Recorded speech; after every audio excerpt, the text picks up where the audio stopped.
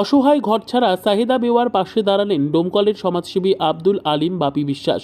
মুর্শিদাবাদের ডোমকলের বর্তনাবাদ এলাকায় এক অসহায় পরিবারের পাশে দাঁড়ালেন সমাজসেবী আব্দুল আলিম বাপি বিশ্বাস। জানা গেছে, সাহিদা বেওয়ার দীর্ঘদিন ধরে এক মেয়ে এবং নাতি নাতনিদের নিয়ে ঘরছাড়া অবস্থায় দিন কাটাচ্ছিলেন। আর্থিক অনটনের কারণে ভাঙা ঘরে বা অস্থায়ী আশ্রয়ে থাকতেই বাধ্য ছিলেন ওই পরিবার। বিষয়টি নজরে আসতে এগিয়ে আসেন ডোমকলের সমাজসেবী আব্দুল আলিম বাপি বিশ্বাস। তিনি নিজ উদ্যোগে তাদের জন্য একটি নতুন ঘর নির্মাণ করে দেন।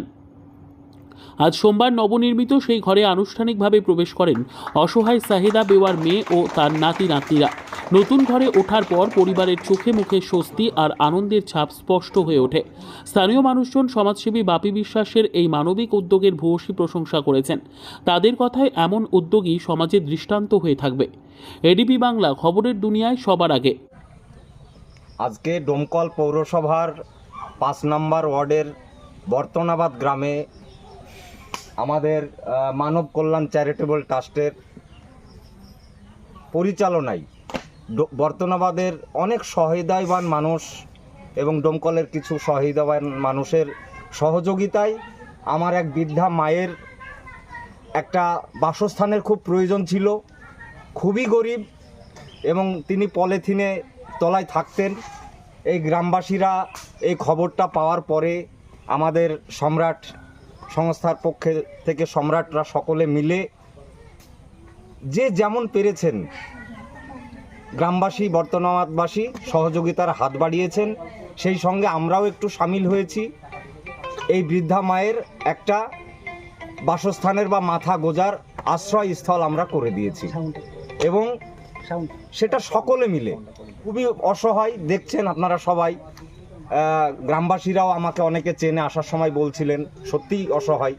তো তার মতো মানুষের মাথা গুজে দেওয়ার জন্য আমরা সত্যিই আনন্দ পাচ্ছি এবং আগামী দিনে এই বর্তনাবাদের সহৃদয়বান মানুষ অনেকে এগিয়ে এসছেন, এগিয়ে থাকুন। এই ধরনের কেউ কিছু সমস্যায় থাকলে আমরাও সঙ্গে থাকব এবং এই মানবতা সবার প্রতি ছড়িয়ে পড়ুক, সবাই এগিয়ে আসুক এই ধরনের মানুষের কাজের জন্য, ভালোর জন্য। এখানে আমাদের পাশেই বাড়ি আমাদেরও, তো ওরা বৃষ্টিতে ভিজছিল এবং খুবই অসহায় অবস্থায় ছিল। আমার কাছে যখন খবর গেল তখন এই উদ্যোগটা আমরা সবাই মিলে নিই এবং সর্বপ্রথমে আমি ধন্যবাদ জানাই যারা এই ঘরটি করতে আমাকে আন্তরিকভাবে সাহায্য সহযোগিতার হাত বাড়িয়ে দিয়েছে। সঙ্গে সঙ্গে যার কথা না বললে নয়, সেটা হচ্ছে আব্দুল আলিম বাপি বিশ্বাস মহাশয়, যিনি আমাদের মধ্যে আজকে উপস্থিত হয়েছেন। সকলের সহযোগিতায় যারা আজকে এই ঘরটি করতে আমাকে সাহায্য সহযোগিতার হাত বাড়িয়ে দিয়েছেন, বিশেষ করে এই বৃদ্ধা মহিলা যার ঘর ছিল না, যিনি আজকে এই ঘরটি পেয়ে খুব আপ্লুত হয়েছেন, খুশি হয়েছেন। তো আমি চাইবো যে গ্রামবাসী প্লাস আরও সকলে এরকম মানুষের পাশে থাকুন এবং মানুষকে ভালোবাসুন। কি নাম? আমার নাম সম্রাট মণ্ডল, সংগঠনের সম্পাদক। আমি তো পলিথিন টেঙেছি। পলিথিন টেঙেছি।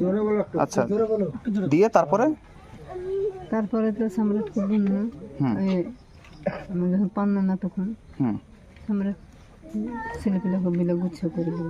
বৃষ্টিতে তো খুব সমস্যা হচ্ছিল। খুব বৃষ্টি তখন জোর। আচ্ছা, শূন্য থাকতো। কে কে থাকেন এই বাড়িতে?